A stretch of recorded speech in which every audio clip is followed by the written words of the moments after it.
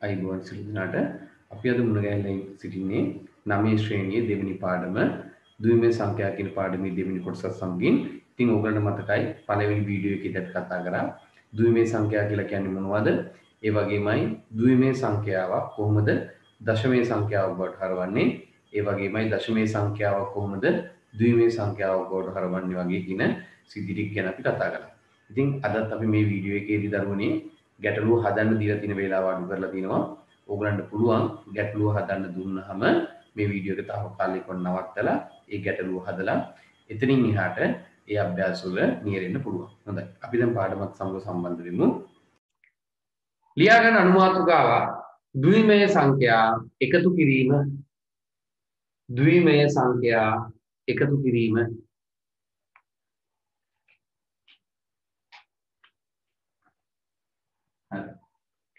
ද්විමේය සංඛ්‍යා එකතු කිරීම කතා කරන්න කලින් අපි දන්න දශමේය සංඛ්‍යා 10 පාදයේ සංඛ්‍යා කියන්නේ ඒකක් එකතු කරන හැටි පොඩ්ඩක් මතක් කරගෙන ඉමු.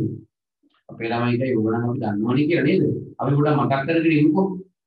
කොහොමද තියෙන්නේ? අපි දන්නවා මේක එකතු කරද්දී 4යි 3යි 7යි. දැන් 7යි 6යි ඔයගොල්ලන්ට කියා දෙන්න ඉතින් 7යි 6යි එකතු කරද්දී 7යි 6යි 13න් 3 දාලා එකක් එහා පැත්තට දෙන්න.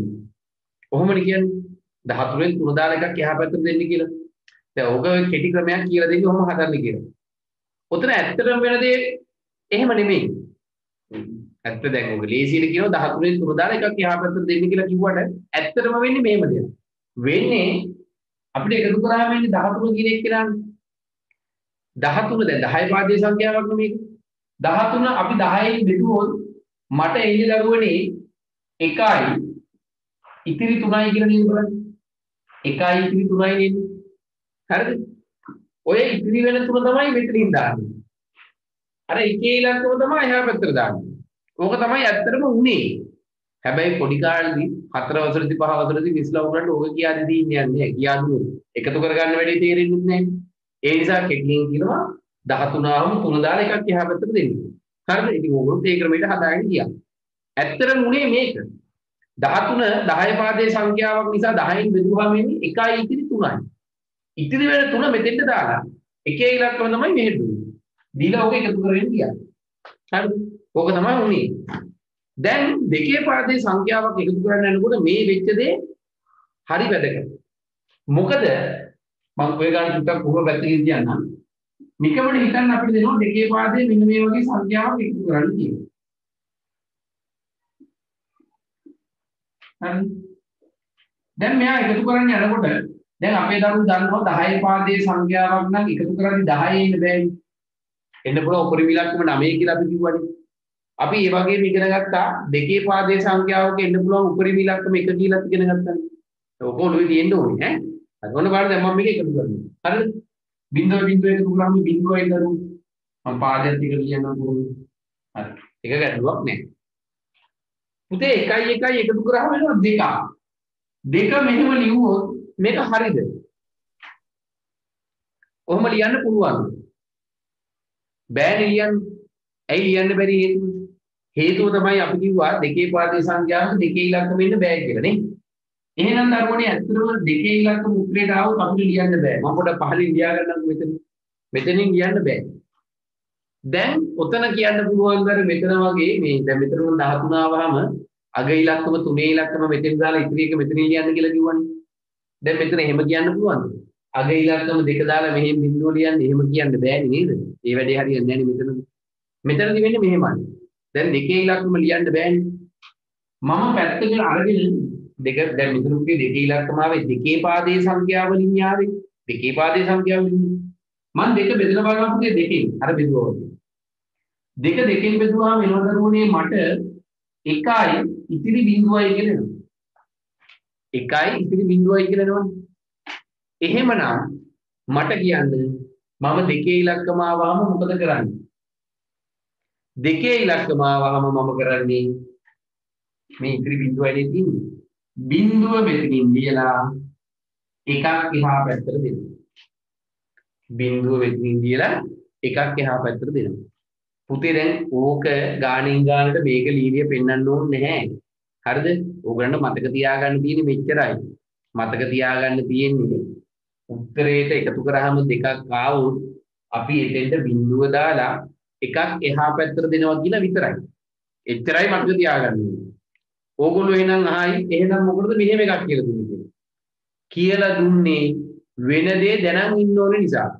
ගිරවෙක් වගේ කටපාඩමින් ඕක දෙකේ ඉලක්කම ආවහම බිඳුව දානවා එකක් එහා පැත්තට දෙනවා කියලා කිව්වොත් කවුරු හරි අහනවා ඇයි එහෙම කරේ? කවුරු හරි ඇවිල්ලා අහනවා ඇයි එහෙම කරේ? ඇයි ඔයා බිඳුව දාලා එකක් එහා පැත්තට දුන්නේ? ඉවරයිනේ. ගිරවෙක් වගේ කටපාඩම් කරලා තිබ්බොත්. එතකොට කියන්න පුළුවන් දුන්නේ ඇයි? මේක දෙකේ පාදේ සංඛ්‍යාවක්.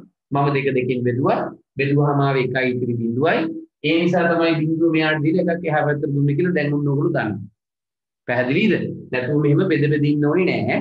වෙන්නේ මොකද්ද කියලා කියන්න තමයි මේක කියලා දුන්නේ.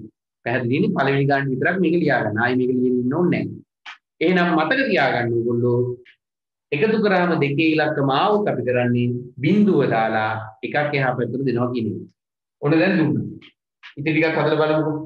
ආයෙ එනවා 1යි 1යි එකතු කරාම 2යි. ලියන්න බෑනේ. එහෙනම් දැන් මට කියන්නකෝ මෙතෙන්ද කීයද දාන්නේ?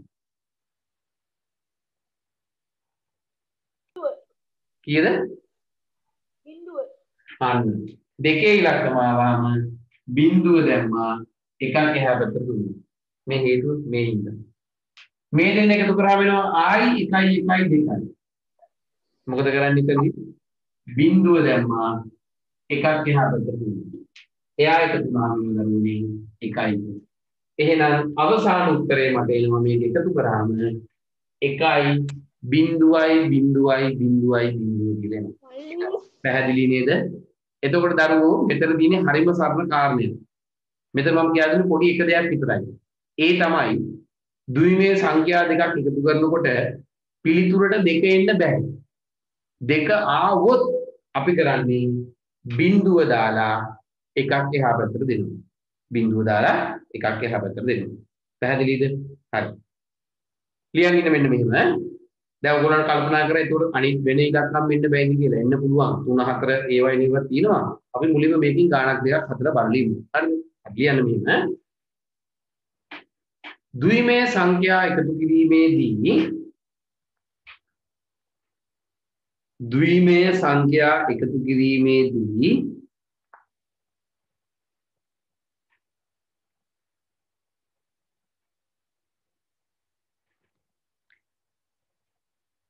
පිළිතුර ලෙස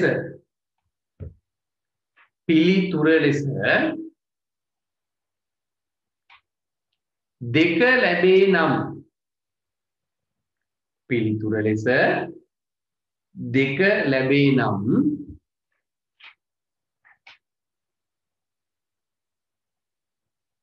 බිඳුව යොදා එකක් වම් පස ඇති ඉලක්කමට දෙනු ලැබේ. වම් පස ඇති ඉලක්කමට දෙනු ලැබේ.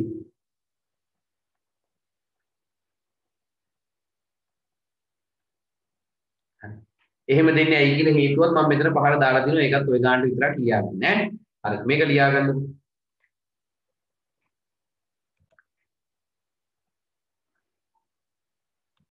හොඳයි.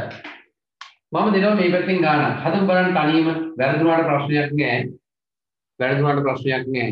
තනියම හදමු. හදලා බලමු මේක හදා ගන්න පුළුවන් වේද බැරි වේද කියලා. පළවෙනි ගානනේ.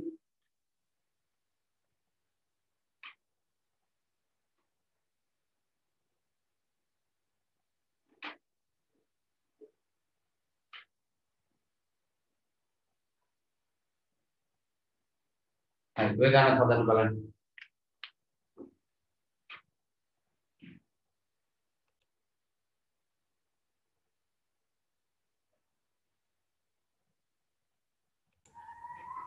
බලමු අපි කොහොමද හදන්නේ කියලා.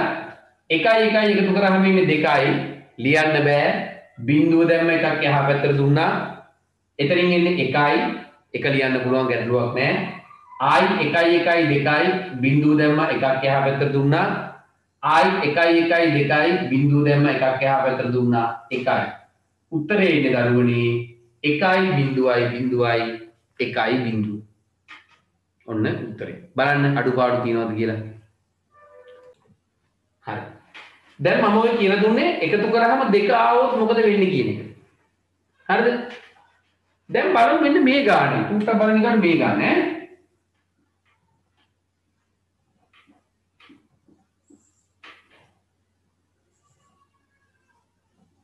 හරි. මේ ගානේදී ඔන්න දැන් මට සිද්ධ වෙනවා දරුවනේ මේ දෙන්න එකතු කරන්න. දැන් අපි දන්නවා මෙතන 1 1 2යි දෙකෙන් බිඳුව දැම්මා එකක් ඉතුරු. දැන් එනවා මෙතනින් 1 2 3 තුනක් එනවා දරුවෝ. තුනේ ඉලක්කම આવුත් මොකද කරන්නේ? අපි දන්නවා කටපාඩමේ නැති වුණත් ඒ වෙලාවට හොයාගන්න පුළුවන් කොහොමද? මම 3 බෙදලා බලනවා දෙකෙන්. 3 දෙකෙන් බෙදුවාමයි දෙකේ පාදේ සංඛ්‍යාවක්නේ. 3 දෙකෙන් බෙදුවාම පුතේ මට එනවා 1යි ඉතිරි 1යි කියලා. 1යි ඉතිරි 1යි කියලා එනවා. එහෙනම් 3 આવුත් මොකද කරන්නේ? 3 આવුත් කරන්නේ එකේ ඉලක්කම දාලා එකක් එහා පැත්තට දෙනවා. එකේ ඉලක්කම දාලා එකක් එහා පැත්තට දෙනවා. තේරුණාද? දෙක ආවහම කරේ බිඳුව දැම්ම එකක් එහා පැත්තට දුන්නා. 3 ආවහම කරේ එක දැම්මා එකක් එහා පැත්තට දුන්නා.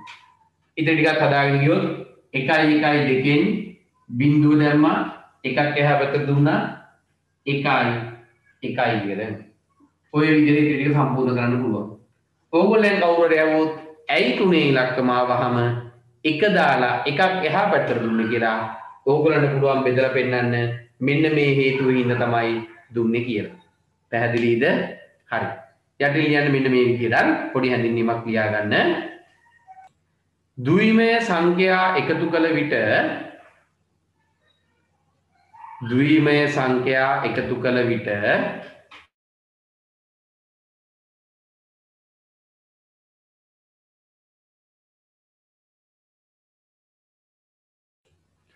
තුන ලැබේ නම්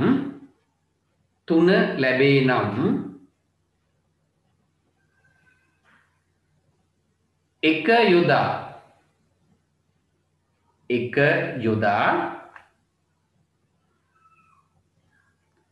එකක් වම් පසට දෙනු ලැබේ. එක යොදා එකක් වම් පසට දෙනු ලැබේ. හරි. මේක ලියා ගන්න බලන්න.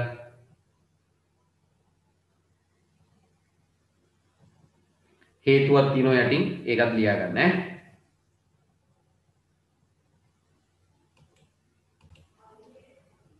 හරි. මෙන්න මේ ගාන හදමු බලන්න.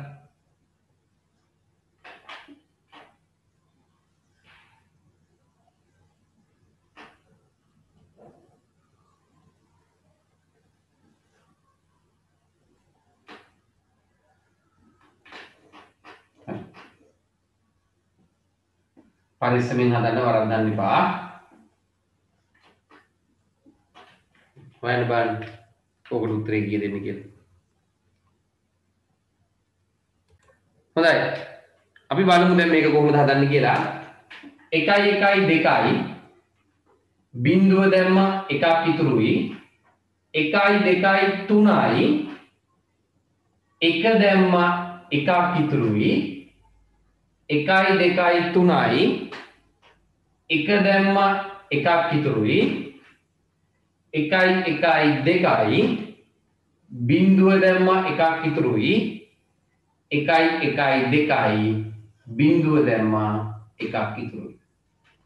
කොහොමයි වෙන්නේ? බලන්න හරිද කියලා. අඩුපාඩු තියෙනවා නම් අඩුපාඩු තියෙනවද බලන්න. හරි. අපි මෙන්න මේ ගණන් ටික හදමු. ගණන් හතරක් තියෙනවා. ඕගලන්ට පේනවා ඇති මෙතන මේ ගණන් හතර දීලා තියෙන පුතේ හරහට දීලා තියෙන්නේ නේ. හරහට දීලා තියෙන්නේ. ඕගලන්ට සිද්ධ වෙනවා මේක පහළට ලියාගෙන එකතු කරන්න. හරි. ඉක්මනට හදමු බලන්න ওই ගණන් හතර.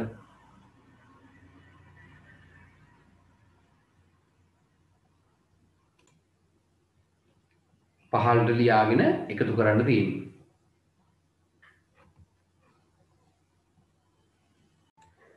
බලමු කොහොමද මේ ගණන් ටික හදන්න කියලා. පළවෙනි ගණන් තියෙන්නේ මෙන්න මෙහෙමයි. පළවෙනි ගණන් ඒගොල්ලෝ කියනවා 1 1 බිඳුවයි 1 බිඳුව එකතු කිරීම 1යි බිඳුව. පුතේ මේක එකතු කරාම වෙනවද අරගොඩේ බලන්න. බිඳුවයි බිඳුව එකතු කරාම නම් බිඳුව තමයි 1 2කින් බිඳුව දැම්ම එකක් ඉතුරුයි. 1 2කින් බිඳුව දැම්ම එකක් ඉතුරුයි. 1 2කින් බිඳුව දැම්ම එකක් ඉතුරුයි. 1 2කින් බිඳුව දැම්ම එකක් ඉතුරුයි 1යි. උත්තරේ එන්නේ දරුවනේ 1.5යි. උත්තරේ එන්නේ 1.5යි. බලන්න අඩුපාඩු තියෙනවද කියලා.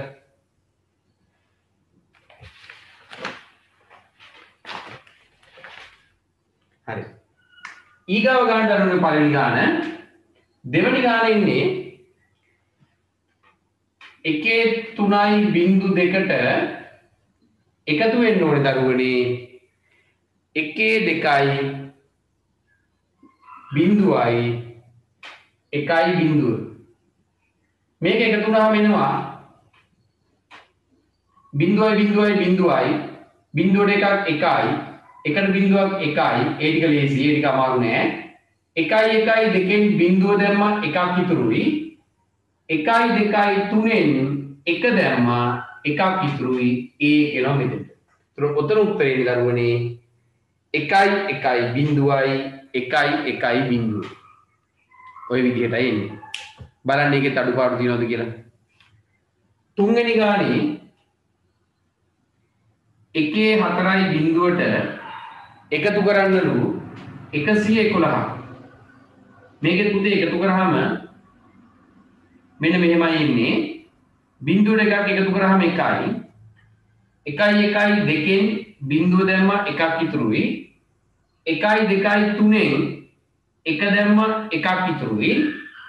1 2කින් බිඳුව දැම්ම එකක් ඉතුරුයි. 1 2කින් බිඳුව දැම්ම එකක් ඉතුරුයි 1යි. උත්තරේ එන්නේ දරුවනේ 1.0.1. බලන්න ඒකේ අඩුපාඩු තියෙනවද කියලා. හතරවෙනි ගානේ ඒගොල්ලෝ කියනවා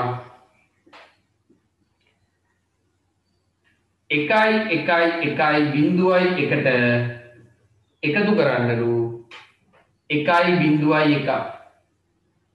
එහෙනම් ඕක එකතු කරාම දරුවනේ අපිට එනවා මෙන්න මෙහෙම 1 2කින් බිඳුව දැම්ම එකක් ඉතුරුයි. ඒතර මෙතෙන් දෙන්නේ 1යි 1 2කින් බිඳුව දැම්ම එකක් ඉතුරුයි. 1 2කින් බිඳුව දැම්ම එකක් ඉතුරුයි. 1 2කින් බිඳුව දැම්ම එකක් ඉතුරුයි. මෙතෙන් එන දරුවනේ 1යි කියලා. උත්තරේ එන්නේ 1.3යි 1.0. හරි. බලන්න ඔය ටිකේ අඩුපාඩු තියෙනවද කියලා. ඔය එකතු කිරීමේ ගැටලුව වල දරුවනේ එන්න පුළුවන් තවත් ගණන් ආකාරයක් තියෙනවා. ලියා ගන්න ප්‍රශ්නයක් විදිහට ලියා ගන්න හිස් තැන් පුරවන්න. හිස් තැන් පුරවන්න. හිස් තැන් පුරවන්න. කොහොම දීලා මෙන්න මේ වගේ ගණන් උගලන්න දෙන්න පුළුවන්.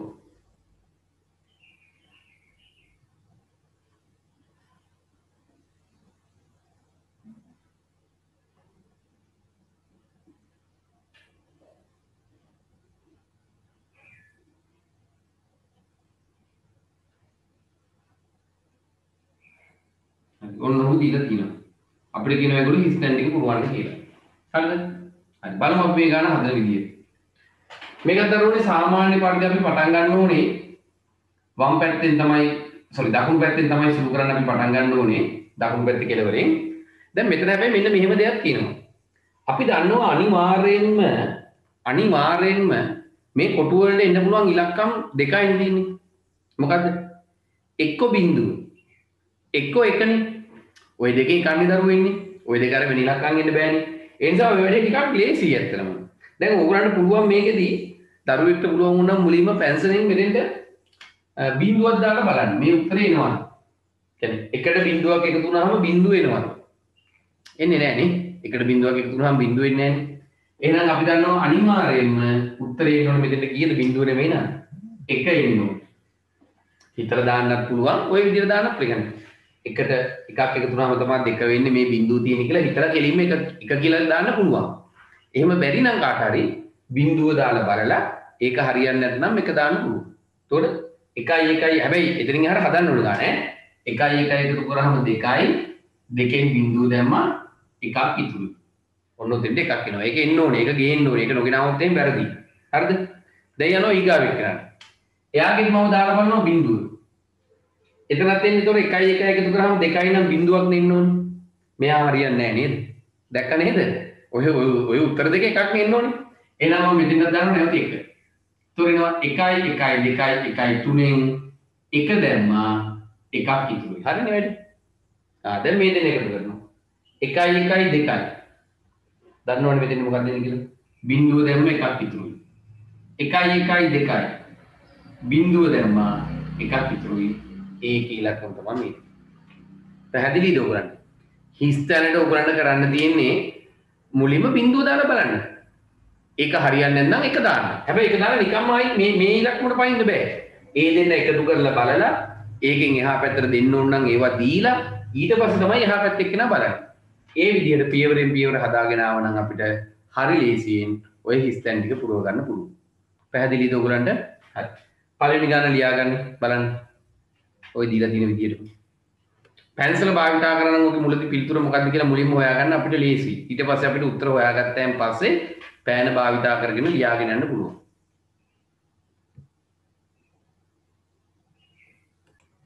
හොඳයි.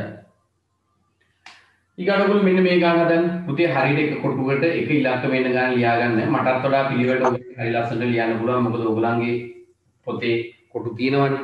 ඒකට ඒ කොටු වලින් ඔයගොල්ලන්ට ඔක හරි ලස්සනට ලියා ගන්න පුළුවන්. මටත් වඩා හොඳට ඈ.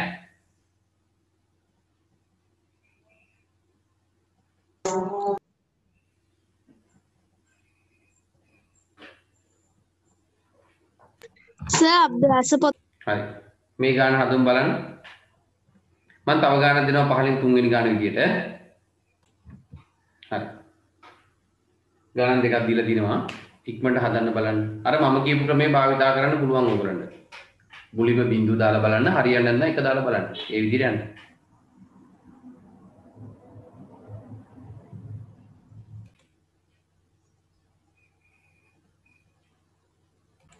හොඳයි. අපි බලමු දැන් කොහොමද මේ ගාන හදන්නේ කියලා. මම මෙතන මුලින්ම බිංදුව දාලා බලන්න. එතකොට අපිට හරි උත්තරේ වෙනව නේද? 1යි බිංදුව එකතු කරාම එන්නේ 1යි. හරිනේ. ආයි වෙන උත්තර බලන්න දෙයක් නැහැ. ඊට මෙතෙන්ට ඔයගොල්ලෝ බිංදුව දාලා බලුවොත් ඔයගොල්ලන්ට පේනවා බිංදුවට හරි උත්තරේ එන්නේ නැහැ. බිංදුව 1යි. බිංදුව වෙන්නේ නැහැ නේ දරුවනේ. එහෙනම් මෙතෙන් එන්න ඕන දරුවනේ 1. එතකොට ආයි කෙලිම මේ කොටුවට එන්න එපා. ඊට කලින් මේක එකතු කරලා ඉන්න. 1 1 2කින් බිංදුව දැම්ම එකක් ඉතුරුයි වේ. එහෙම යන්න ඕනේ. එහෙම නොගියොත් වර්ධිනවා. එතකොට 1 2 3න් එක දැම්මා එකක් ඉතුරුයි. හරිද? දැන් මෙතනට ආයෙ ඔයගොල්ලෝ ඔන්න බිංදුවක් දාලා බලන්න. තොරිනවා 1 1 2යි නම් බිංදුව එන්න ඕනේ. 2 නෙමෙයි එන්න ඕනේ නේද? එහෙනම් මෙතන බිංදුව ඇවිල්ලා හරියන්නේ නැහැ. එන්න ඕනේ 1. එතකොට ඔන්න 3න් එක දැම්මා ඒක තමයි මෙතෙන්ට ඇවිල්ලා. එහෙනම් හිස් කොටු වලට එන්න දරුවනේ ඔන්න ඔය විදියටයි උත්තර ටික එන්නේ. ඔය විදියටයි ඉන්නේ. බලන්න හරිද කියලා එක කොටුවකට පොඩි හරිය ගන්න දාගෙන යන්න ඈ. හරි. මෙතනත් මම බිංදුව දාන වැඩේ පටන් ගත්තොත් බිංදුවයි 1යි එන්නේ නැහැ නේ. හරියන්නේ නැහැ නේද? එහෙනම් එක දාමු. 1 1 2කින් බිංදුව දැම්ම එකක් ඉතුරුයි. වැඩේ ගොඩ. ඒතකොට 1 1 2කින් බිංදුව දැම්ම එකක් ඉතුරුයි. ආයෙත් මෙතනත් බිංදුවක් දාලා බලමු. හරි නේද? 1 1 2කින් බිංදුව දැම්ම එකක් ඉතුරුයි. එකක් ඉතුරුයි මෙතන එක. එතකොට එකක් ඉතුරුයි. ඒක එනවා මෙතනින්. එයා එනවා මෙතනින්.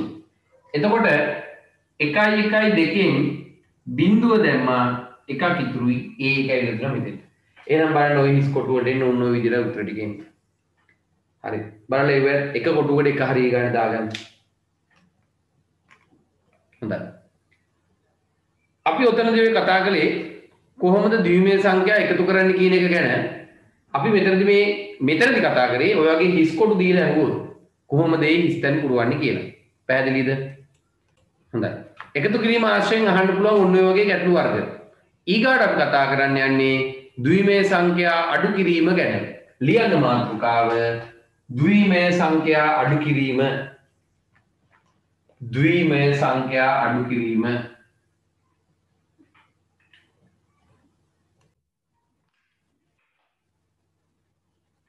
ද්විමය සංඛ්‍යා අඩු කිරීම. දැන් ඇත්තටම එකතු කිරීමට වඩා අඩු කිරීම පොඩ්ඩක් පරිස්සම් වෙන්න ඕනේ. අඩු කිරීම අමාරු වෙන්න පුළුවන් ඕගොල්ලන්ට. හරිද? අපි බලමු ගණන් හදලා. මම මුලින්ම ද්විමය සංඛ්‍යා අඩු කරන්න කලින් දරුවනේ මම දශමය සංඛ්‍යා 10 පාදයේ සංඛ්‍යා අපි පොඩි කාලේ ඉගෙන ගත්තේ. මෙන්න මේ වගේ සංඛ්‍යාවක් අඩු කරන හැටි ඔයගොල්ලන්ට කියලා දෙන්නම්. හරිද? දැන් ඔයගොල්ලෝ කියන්නේ මේව දන්නවා කියලා. මෙතනදී වෙන්නේ මොකද්ද බලමුකෝ. බලලා ඒකෙන් මෙයාව ඉගෙන ගන්න බලමු. දැන් මෙතන දරුවනේ අපිට 7න් 3ක් අඩු කරන්න පුළුවන් නේ. කිසි ගැටලුවක් නැහැ නේ. හරි. ඒ අඩු කරාම එනවා 4යි කියලා. පුළුවන් අඩු කරන්න. දැන් මෙතන අඩු කරන්න බෑනේ. 1න් 4ක් අඩු කරන්න බෑ. මම එහා පැත්තෙන් ගන්නවා. ගත්තාම ඕගොල්ලෝ දන්නවා 10ක් එනවා. ඒක කෙටියෙන් අපි කියනවා 11යි කියලා. ඒන 10යි මේකයිත් එක්ක 11යි කියලා කියනවනේ ඔයගොල්ලෝ ඒකනේ කලින්. ඒතර මෙහෙන් මෙහාට දුන්නේ 10යි. ඒතර 11න් 4ක් අඩු වුණාම 7යි කියලා එනවා. දැන් අපේ ළමයි කවදාකවත් ඔක උගන්නන්න දෙන්නේ නැහැනේ. ඇයි මෙහෙන් 10ක් එන්නේ කියලා? ඕක ඕගොල්ලෝ පොඩි කාලේ අහන්නේ නැහැනේ මිස්ගෙන් ඇයි මිස් 10ක් එන්නේ කියලා අහන්නේ නැහැනේ. 10ක් එන්නේ ඇයි කියලා මම අද කියන්නම්. 10ක් එන්නේ මේ මොන සංඛ්‍යාවින්දද? මේ 10 පාදයේ සංඛ්‍යාවින්ද. කීයේ පාදයේ සංඛ්‍යාවින්දද? 10 පාදයේ සංඛ්‍යාවින්ද. පැහැදිලිද දැන්? එතකොට එකක් දුන්නා නම් මෙයාගෙන් එකක් අඩු වෙනවා. ඕක 4යි කියලා දානවා.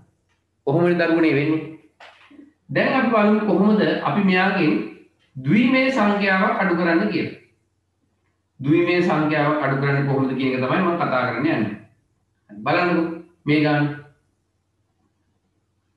මෙතනත් ඔයගොල්ලෝ බලන්න පළවෙනි ඉලක්කම් දෙක අපිට හරි ලේසියෙන් අඩු කරන්න පුළුවන් නේ. එකේ බිඳුවක් අඩු වුණාම එක. ඒක ගැටලුවක් නැහැ. හරිද? ඊට පස්සේ මම යනවා මේ දෙන්න අඩු කරන්න. ඔන්න පුතේ පොඩි ප්‍රශ්නයක්. ප්‍රශ්නය තමයි මේ දෙන්න අඩු කරන්න බෑ. බිඳුවෙන් එකක් අඩු කරන්න බෑ. එහෙනම් මම මේ පැත්තේ කියලා කියන්නේ වම් අත පැත්තේ වැටේ ඉන්න එක්කෙනාගෙන් එකක් ඉල්ල ගන්න. දැන් ඕගොල්ලෝ මට කියන්න මේ දෙකේ පාදයේ සංඛ්‍යානේ 10 පාදයේ සංඛ්‍යාවද නම් මම කිව්වනේ ඉල්ල ගන්නේ 10ක් ආවා කියලා. දෙකේ පාදයේ සංඛ්‍යාවක එයා අල්ලපු වැටෙන් ඉල්ල ගත්තොත් එයාට කීයක් දෙන්නේ? කීයද උතේ? එකක් එන්නේ. අන්න හරි. දෙකයි එන්නේ. ඇයි දෙකේ පාදයේ සංඛ්‍යානේ? එහෙමනම් මෙහෙන් මෙයාට ගත්තාම දෙකක් එනවා. එතකොට මෙයාගේ අගේ දෙකක් බවට පත් වෙනවා. ඒව ඔහොම ලියා ගන්න දරුවෝ ඔයගොල්ලෝ.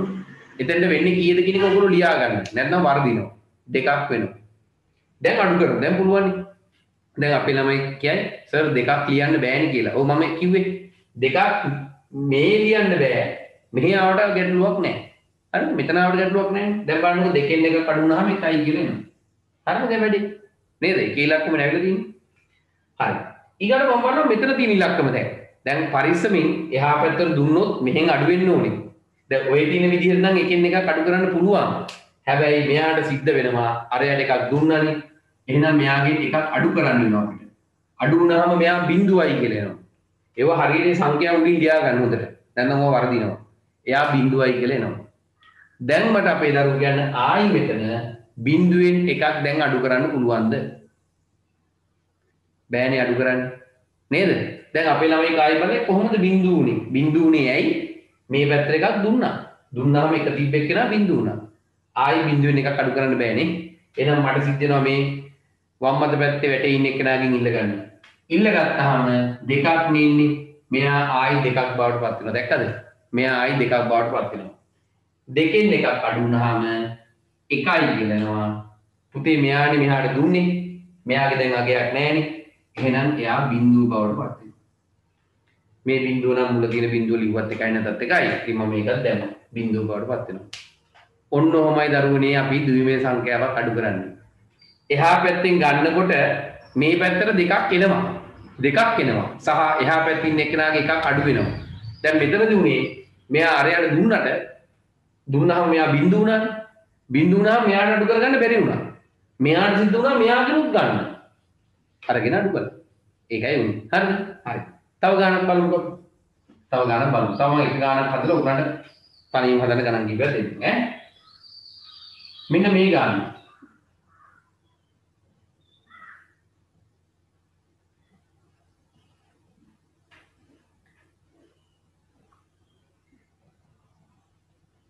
බලන්න ඈ.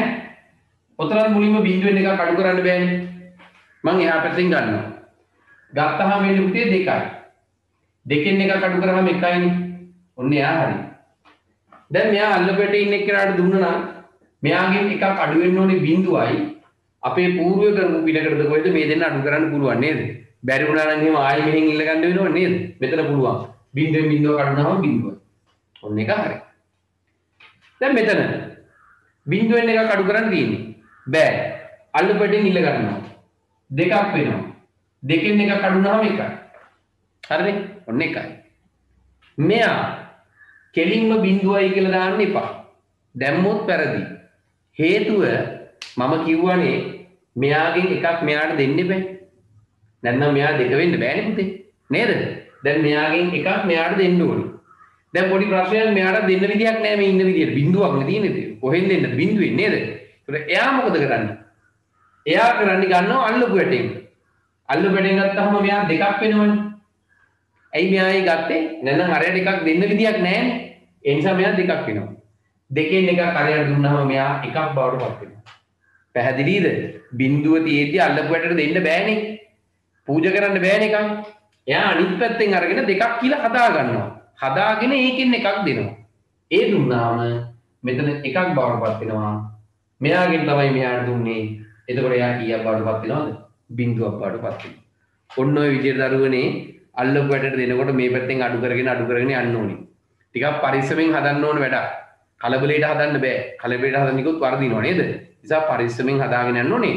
අපි වරුන් මුලින්ම මම ගණන් දෙකක් මුලින්ම ඕගලන්ට හදන්න දෙන්නම් මේක ලියාගත්තාන් පස්සේ ඒ ගණන් දෙක හදලා බලලා අපි තව ගණන් කීපයක් හදමු. හරි. මෙහෙම ලියා ගන්න ඕක ඇලි පොඩි විස්තරයක් හැඳින්වීමක්. ද්විමය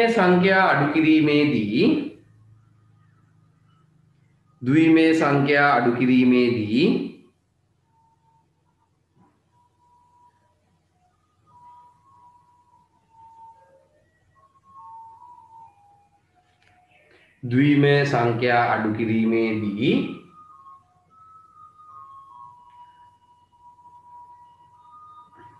අඩු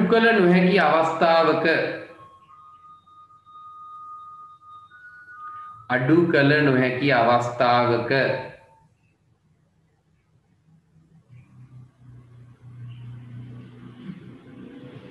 වම්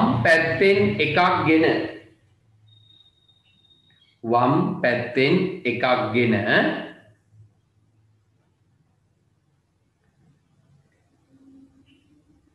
එය දෙකක් ලෙස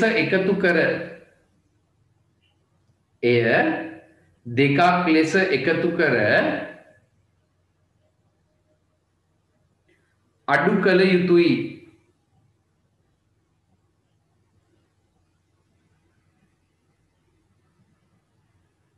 අඩු කළ යුතුයි. හරි. ලියා ගන්න බලන්න ඔය ගණන් දෙකම.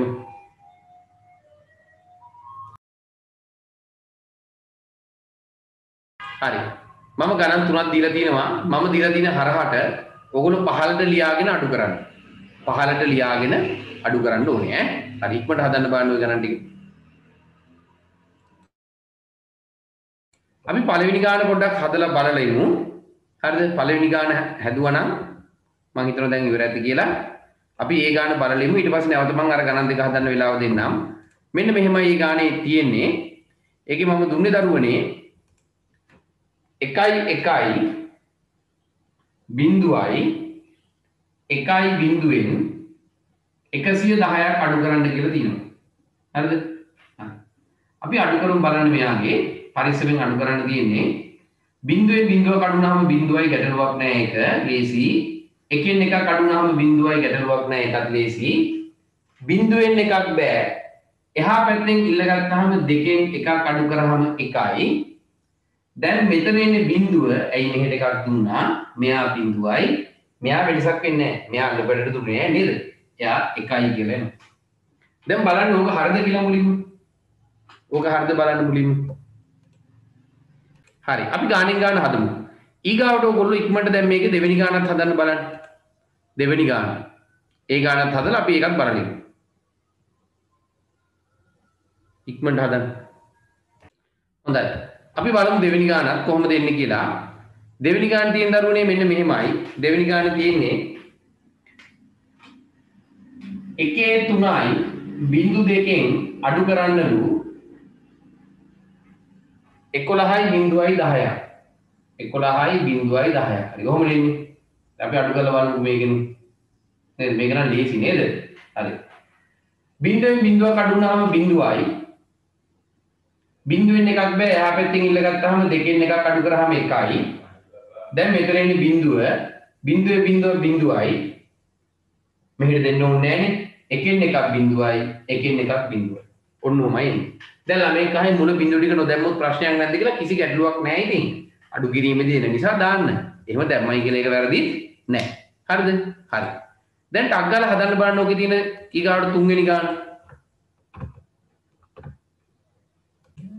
හොඳයි තුන්වෙනි ගාන දීලා තියෙන්නේ මෙන්න මෙහෙමයි තුන්වෙනි ගාන තියෙන්නේ 1.1.1 බිංදුවයි බිංදුවෙන් 111ක් අඩු කරන්නලු ඔන්න පොඩ්ඩක් පරිස්සම් වෙන්න චුට්ටක් අමාරු එක්කෙනෙක් වරද්දන්න එපා මේකෙ වෙන්නේ මෙහෙමයි බිංදුවෙන් එකක් බෑ එහා පැත්තෙන් ඉල්ල ගත්තාම දෙකෙන් එකක් එකයි හරිද දැන් මෙයාට පුතේ මෙයාට දෙන්න විදිහක් නැහැනේ මම එතකොට කිව්වා කරන දේ මෙයා අල්ලපු එකෙන් ඉල්ල ගන්නවා දෙකයි අරයට එකක් දෙනවා එකයි ඔච්චරයි වෙන්නේ බිංදුව තියනට දෙන්න විදිහක් නැහැනේ අරයන් ගත්ත දෙකයි හැබැයි එකක් දෙන්න වුණා දැන් මෙයාට එහෙම දෙන්න උනේ නැති නිසා යාගේ දෙකේ ඉලක්කම එහෙම තිබ්බා මෙයාට එකක් දෙන්න වුණානේ එයා එකක් වුණා එකෙන් එකක් අඩු වුණාම බිංදුවයි දැන් මෙයා අල්ලපුවට එක්කන දුන්නාම බිංදුවයිනේ බිංදුවෙන් එකක් අඩු කරන්න බෑනේ එයා මේ පැත්තෙන් ඉල්ල ගන්නවා ගත්තාම එයා දෙකක් වෙනවා දෙකෙන් එකක් එකයි මෙතනින් එක්කෙනා අරයට එකක් දුන්නාම බිංදුව වෙනවා මෙයා ඒ විදිහටම එකයි කියලා එනවා එහෙනම් උත්තරේ එන්නේ 1.1 බලන්න ඕක හරිද කියලා ඔකට ටුට්ටක් අමාරු ගන්නක් ඈ හොඳයි දැන් ඔයගොල්ලෝ දන්නවා කොහොමද ද්විමේය සංඛ්‍යා දෙකක් අඩු කරන්න කියලා අපි දැන් තව එක ගානක් හතරින් බලන්න මේකේ පොඩ්ඩක් මේක ටිකක් අමාරුයි වගේ කියලා තේරෙනව නේද හරි එහෙනම් ඕගොල්ලන්ට මොකද මේ ගාව ගන්න මෙන්න මේ ගාන හොඳයි මේ දින ඔයගොල්ලන්ට හදන්න දීලා තියෙන ගාන ඉක්මනට මේ ගාන හදන්න බලන්න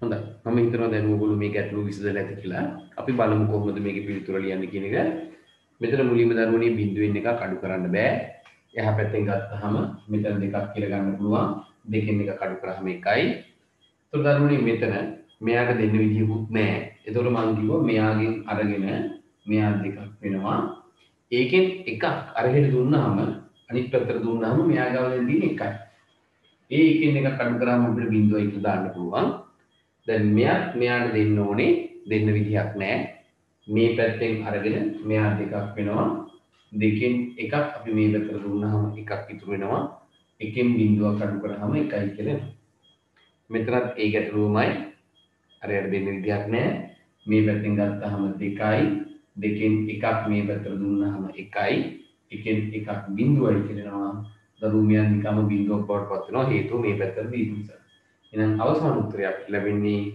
මෙන්න මේ විදිහට ලැබෙන්නේ බිංදුවයි බිංදුවයි එකයි බිංදුවයි එක මුල් තියෙන බිංදු දෙක දැම්මේ නැහැ කියලා ප්‍රශ්නයක් වෙන්නේ නැහැ. ඉතින් ඔන්න ඔය විදිහට තමයි දරුවනේ අපිට ද්විමේය සංඛ්‍යා අඩු කරන්න තියෙන්නේ.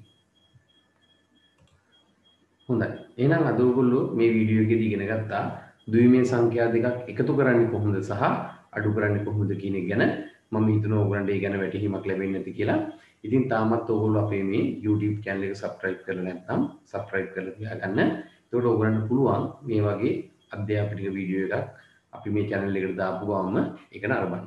හොඳයි. එහෙනම් අපි 9 ශ්‍රේණියේ 3 වෙනි පාඩමත් සමගින් ඉක්මනින් ඔබව හමු වෙන්නම්. එතෙක් ඔබට ආයුබෝවන්.